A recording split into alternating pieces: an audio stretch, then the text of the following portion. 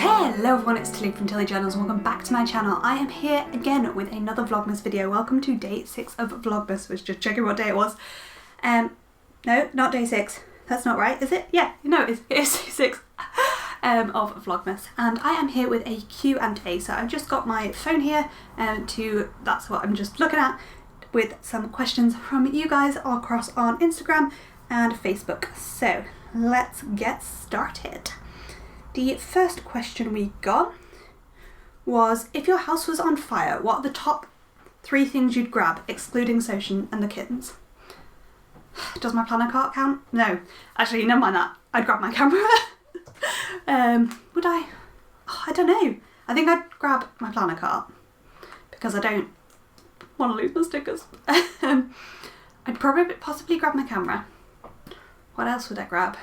I mean, everything else I'd really want to grab is way too heavy. Like, I'd want to grab all the shop sticker stock, or maybe my iPad. But like, these things are replaceable. Like, my iPad and camera are properly replaceable. So, you know what I'd grab? I'd grab like all our photos, like our artwork and stuff like that, our photos. My planner cart, because that's not replaceable. Like the stickers and stuff are, but my current planners aren't replaceable and I'd really miss them. And what else isn't replaceable?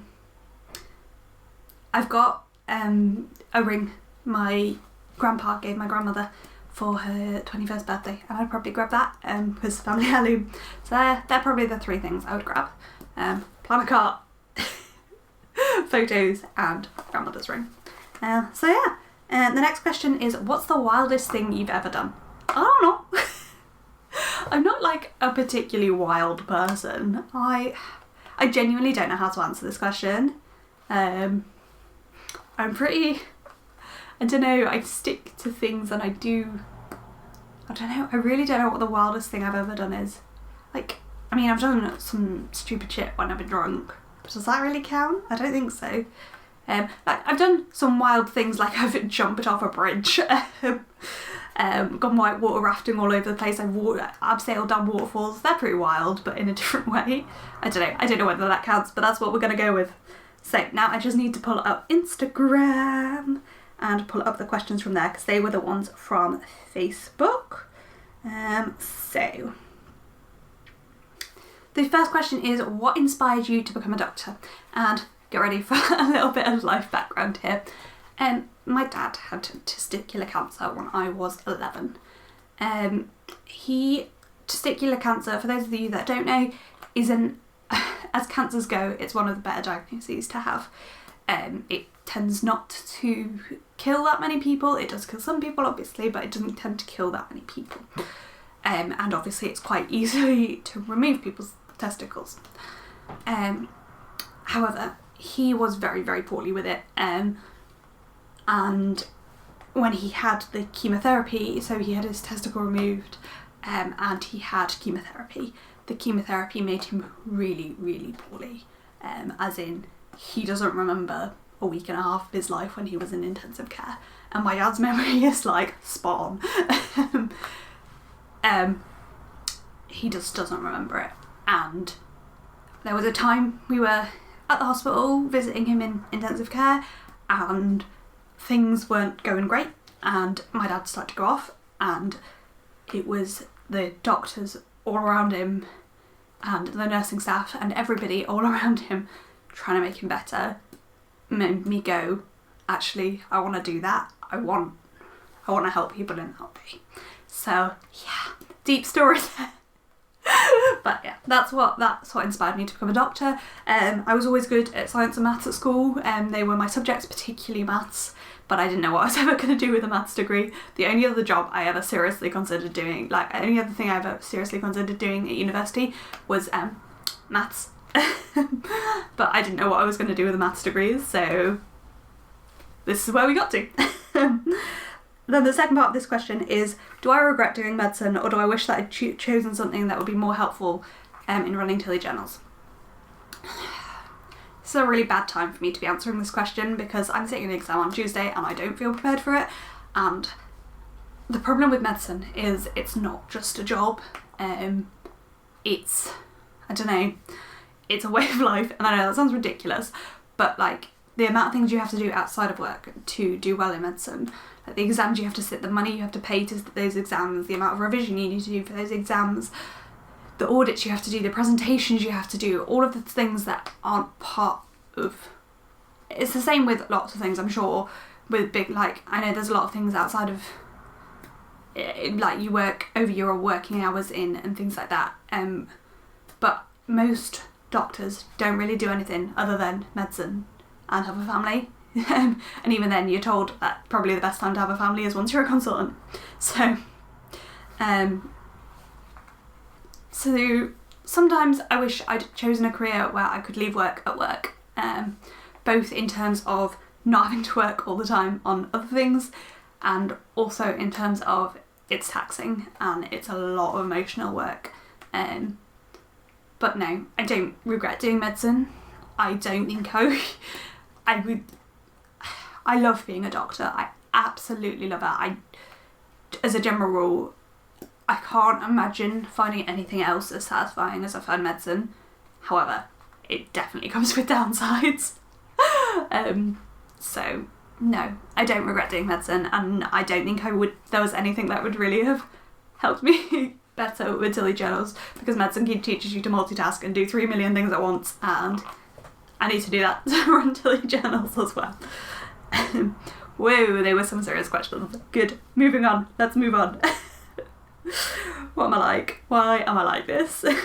Anyway, the next question is, why do your cats respond to you and not Soch?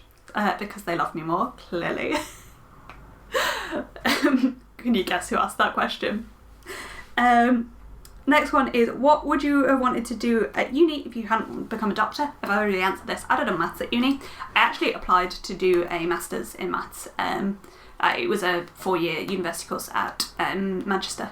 I applied to and actually got into, because you can only apply to 4 universities for medicine, and you can apply to 5 universities generally. So I applied to do an MMAT in Manchester and got a place, but I rejected their offer because I decided that if I didn't get into medicine, I wanted to know what A-levels I got and whether I could apply again and try and do medicine again.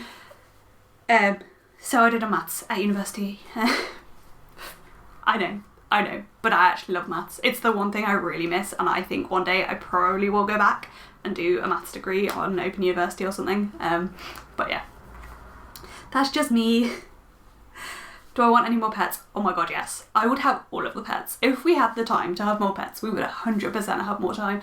But I just, at the moment, I don't think it would be fair. Like, Soch would quite like a dog. I'm not a big dog person. We'll maybe get, like, pets that don't need that much work. We might get, like, but things like hamsters and fish, I'd be a bit worried about the cats with them. But yeah, because they both love to hunt. Like, they only really hunt bugs because they don't go outside, but they're good hunters. So I'd be a bit worried about like any animals that they'd attack. So if you've got any suggestions of low maintenance pets that our cats wouldn't want to eat, drop them down below. That sounds awful, doesn't it? Ah well. If you won the lottery, what would your life look like? What would my life look like? I think in some ways it would be quite similar. I'd still work. I'd probably work a lot less. I'd probably go less than full time. But would I? I don't know. Because as I've said, like there's a lot of training still involved, and I don't know that I'd go less than full time. I'd probably hire more people to help with Tilly journals so I could just do the fun bits. Is that bad? I'd probably do that so that I got some of my time back. I'd probably like pay off some of my friends and family's mortgages to make their lives better. I'd probably pay off our mortgage. That would help us. I'd probably pay off a load of mortgages and have a lot more money to play with a month. That's probably what I'd do. God, I'm boring. We'd probably also go on a massive holiday because I freaking love to travel. But anyway, the next question is actually what's inside your bag. So I'm gonna switch over to a top-down view for a second and show you what's in my bag. This is the bag that goes with me to work and everything. Okay, so this is my bag. It is just a, I think it's from Marks. So first things first, I have a hair clip on here in case I ever forget my scrunchie that's normally around my wrist. So that is just a hair clip on there. As you can see, this bag is well worn. Next up we have my water bottle. Sorry, I'm just trying to hide something there. This is a litre water bottle. As you can see, it's just from Amazon. I will try and link it down below. Teal, because me. Because I found a litre water bottle really helpful for, yeah. Next up we have my ID badge for work. I'm just covering up where I work there. But yeah, that's just my ID badge, and it is on a thingy to make it easy to open doors. What else do we got in here? Let's just take something out. As you can see, everything just does have a place, but everything does just fall out. So we'll just pull it all out and then have a little nosy. Oh my gosh, there's some really random things in here. Right, so have my purse. The cats attacked it. It is a Radley purse, but yeah, it's just my purse. It's got my cards and everything in there, and yeah, just my usual purse. Next up we have a load of pens and things, and some Energel cleaner refills as well. So we have the 0.5 needle tip Energel refills because I find them best for writing it in work. So I have 2 Energel planners with those in and some spares of refills. I then have a couple of biros just in case, and I have a fountain pen and refill for my fountain pen ink, along with a needle and syringe to refill it, because the bottle's getting empty, so it's easiest to refill. This is a Lamy Safari in the mint. I believe this was a limited edition pen. This is a Noodler's X Feather. I'm not going to get it out because this is taped because the box has collapsed completely, but it's just a black permanent ink. That's what that is. And then this is a pen torch for looking in people's eyes and stuff at work. Then everybody's bag at the moment tends to have one of these in. We've just got some hand sanitizer. Then what else is just loose? Another like classic 2020, 2021 thing. We have a face mask. We've got some painkillers. I've got a little bit of paper with somebody's phone number on. I don't know whose phone number that is. I think it's probably one of my work colleagues. I've got a stamp that has my full name and my GMC number on to make making notes at work easier. I have a collapsible bag so that if I ever go shopping or anything, I've just got a little bag around.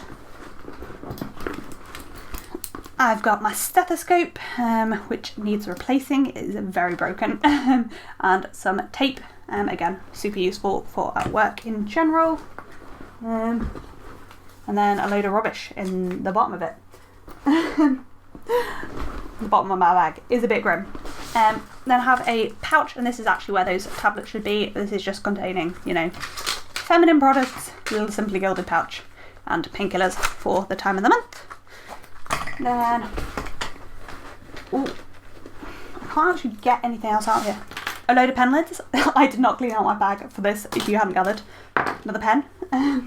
Let me just, ow, I just stabbed myself with something I don't even know what it is. Ow. Let me just get everything else out my bag. As you can tell, I did not clean out my bag for filming this video. I don't have a headphone jack anymore. Why do I have so many pairs of headphones? Right. Okay, I think that is my bag emptied. So, what else haven't I shown you? We have 2 lots of lip balm. We have a Body Shop and a Lush lip balm. I've got 3 billion pen lids for pens I don't have, so they can all go in the bin. And some just general dirt. That's grim. Good. Little clip that we're also just going to bin. This is my fob watch, which I think is probably what stabbed me. Let's get rid of the thing for wearing at work when I can't wear my normal watch. Another pen. It's a micro one with 4 different colours. Some hair grips, because you never know when you might need hair grips. Headphones when I don't have a headphone jack on my phone, so they can probably come out of there. And some Gaviscon because I get really bad reflux, so it's there in case I need it. So that is kind of everything that lives in my bag. Yeah, quite a lot, but this is what I carry around every single day. Kind of essential though, all of it, I feel. So yeah. Let me know down below what you carry in your bag, and is it organised in a way, shape or form? How this is meant to be organised is, and I'm going to like slightly repack it as we go. all the pens and stuff are meant to just live in one of these side pocket things. Make sure I get all of the pens here. My medicine and hair stuff is meant to live in this little zippy pocket here. So this bag has like an inside bit, and that inside bit has pockets in. So medicines and stuff go in there. Loose in the middle we have the hand sanitizer. In the other little pocket I have the lip balm and hand cream. And then work related things try and go on one side, so things like ink, ID badge, stethoscope go in one side. The other stuff just goes in the other. Again, this little bit goes in the little zip pocket, and my stamp goes at the medicine side with my water bottle just sort of sitting on top. And that's my bag. Let me know down below what you have in your bag. So yeah, that's what's in my bag. Next up is, what book has inspired you most? Oh, this is tricky, and oh, I don't actually want to say the answer. That is my gut reaction. But I think it has to be my answer. Blah. Probably Harry Potter. And we're gonna say it doesn't have an author, because I do not agree with the author's views on trans rights. We are pro-trans rights here on Tilly Journals. Absolutely we are. So yeah, but I don't think I'd be who I am without Harry Potter. It's inspired me to be a better human, to, I don't know, the irony is I think it's inspired me to take everybody, to assume everybody has the same rights and everybody deserves respect. And clearly when the author doesn't think that, that's hard. And it's inspired me to fight for what's right, and to accept that the government isn't always on your side, and the government isn't always in the right, and often isn't. So yeah, I don't love that that's my answer, but I think it is the honest answer. Next question is, what lesson have you learnt the hard way?